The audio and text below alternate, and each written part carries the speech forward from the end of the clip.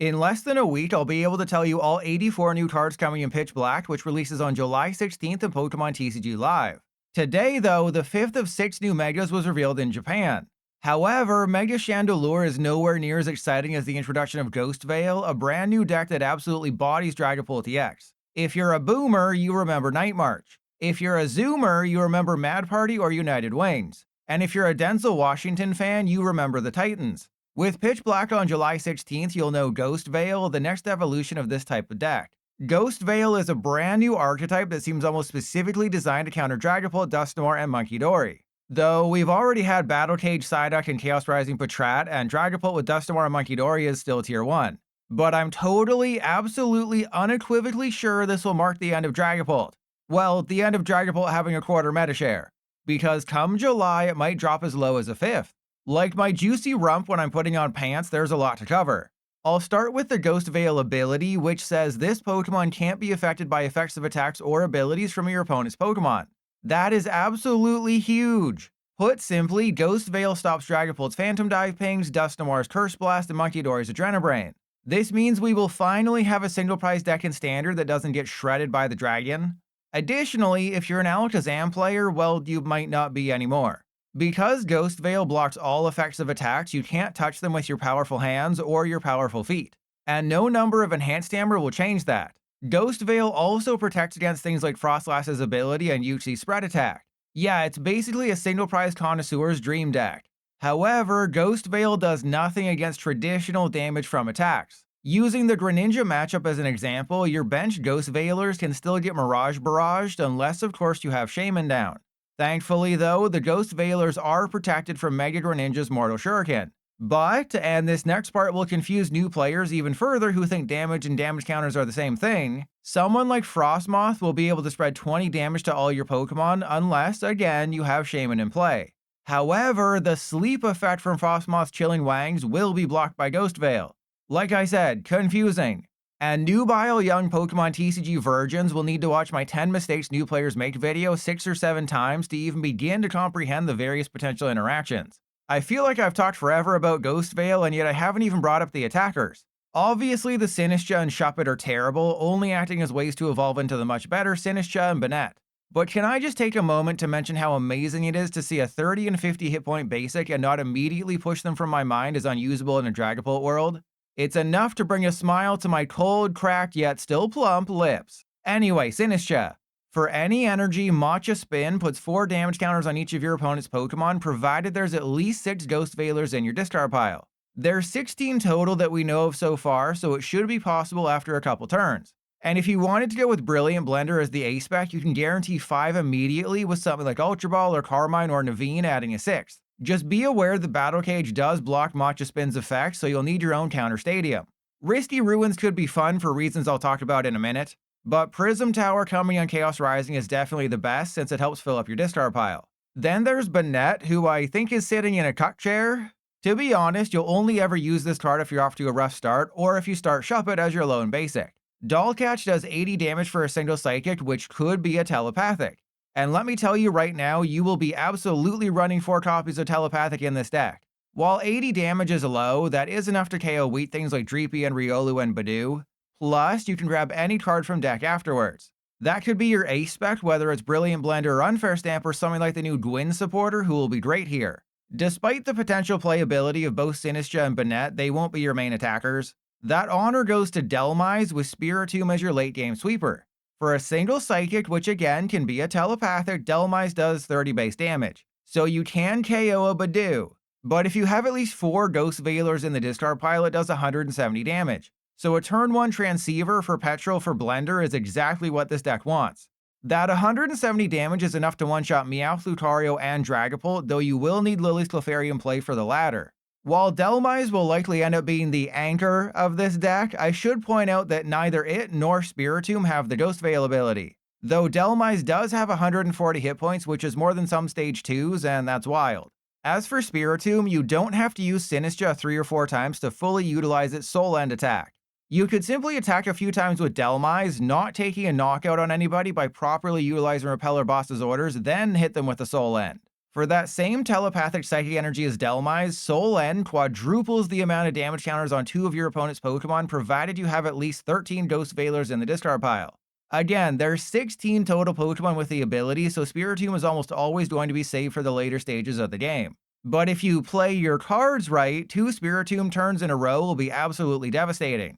For those who are math challenged like me, quadrupling means times 4. So 1 Sinistcha followed up by a Spiritomb means they end up with 160 damage. But 2 Sinistcha followed up by a Spiritomb means they end up with 320.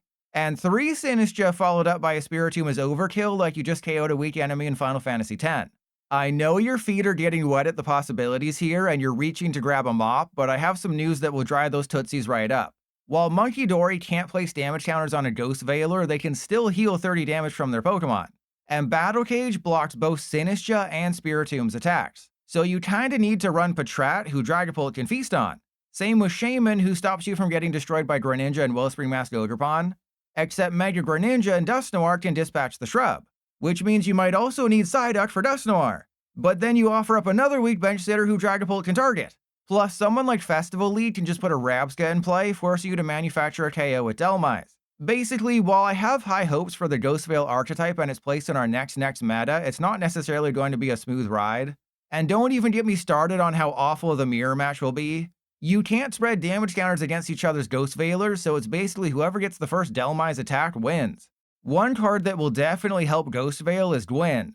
A spiritual reprint of Roxy from the Sun and Moon era, Gwyn allows you to discard up to 2 Pokemon from your hand without a rule box, then draw 3 cards for each. In a perfect world, Love Disc evolves into Alomomola.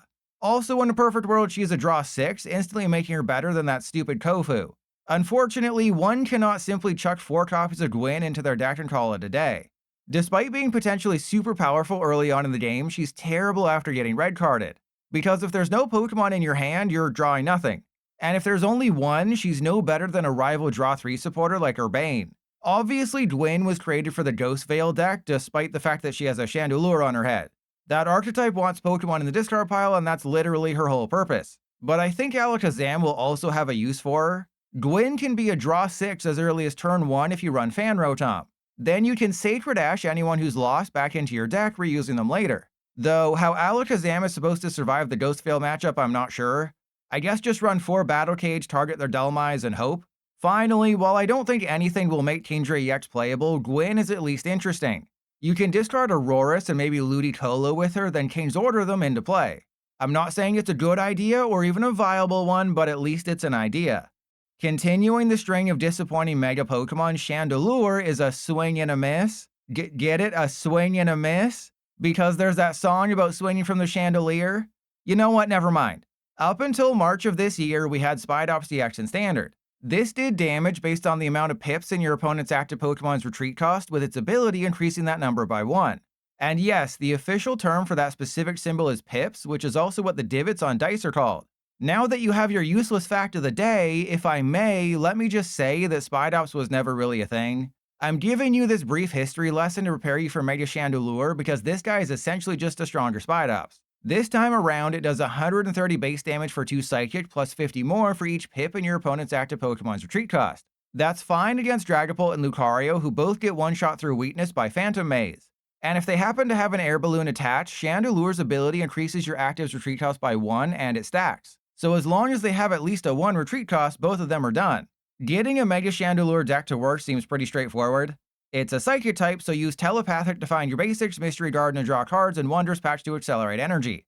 Plus, for those of you who lived through the dark days of Kirlia Mirage Step, Lampent has the exact same attack. It doesn't seem quite as useful in a Mega deck where 2 KOs means game over, but Returning Lights can instantly bench 3 Lampent from deck, skipping the Litwick entirely. On top of that, you have Marshadow as a backup attacker. Though upon first glance, it kinda sucks needing Dragapult or Lucario to have a 6 retreat cost to take a 1-hit KO. So I think it'll mostly be reserved for Crustle. Obviously, there's some major drawbacks to Mega Chandelure, most notably Latias EX. This thing completely removes the retreat cost from all of their basic Pokemon, so Chandelure is stuck dealing 130 damage to basics if they have it down. In that case, you basically have to run a Fluttermane or Ethan Sudowoodo plus a Fighting Energy. Why, you ask? Well, provided they don't have any switch cards or Psychic Energy to attack, you can trap a Latias in the active, hopefully decking them out. It's not ideal, but there's not much else you can do. Along with Chandelure's ability, you can also increase their retreat cost with Ariados. I doubt it makes it in the list though, because Ariados only bumps up evolutions. Gravity Gemstone is a much smarter option, increasing the retreat cost of both actives by 1. Since Gravity Gemstone will be important, you'll want to use Tool Scrapper for any air balloons, not Jamming Tower. I'm just worried about a few of the common matchups for Chandelure. A Dark Weakness means Grimmsnarl easily one-shots you. Yeah, one Chandelure plus a Gemstone equals a KO on Grimmsnarl, but they will always win the prize trade. End's Zoroark is also a huge problem, and not just because of weakness advantage. End's Castle gives the damn thing free retreat, meaning you 3-shot it. On the flip side, one-shotting a Mega Starmie is easy, but Mega Frostlass requires 2 Chandelure in play plus a Gemstone. And even though Raging Bolt is a nightmare matchup, if they do have Latias in play, Clefairy allows you to one-shot it. Plus, you could always chuck in a Fire Energy or 2, or maybe Neo Upper as the ace-spec you attack with Mind Ruler Chandelure.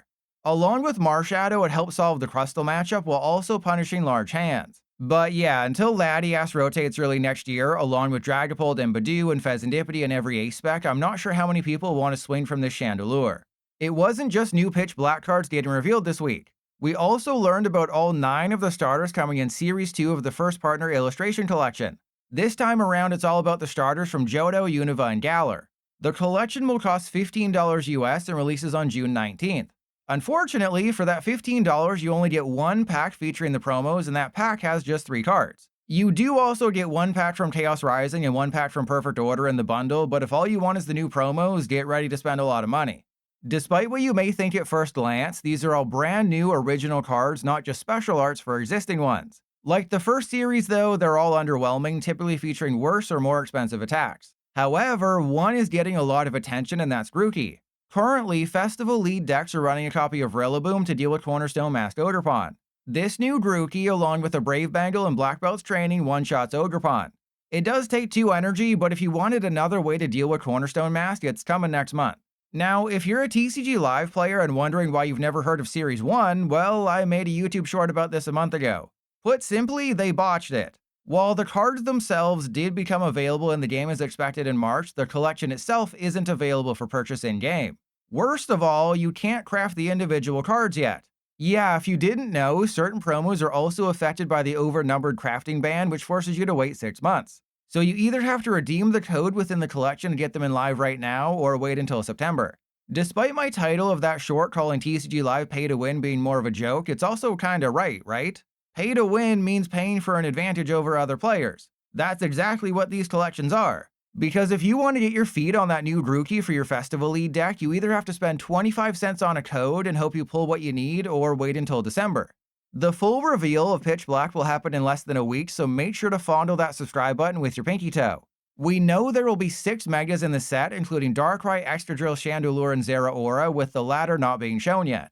The other 2 are likely going to be Slowbro and Delphox, but we probably won't know for sure until June. For now, let me know your wackiest ideas for Ghost Veil and Mega Chandelure in the comments.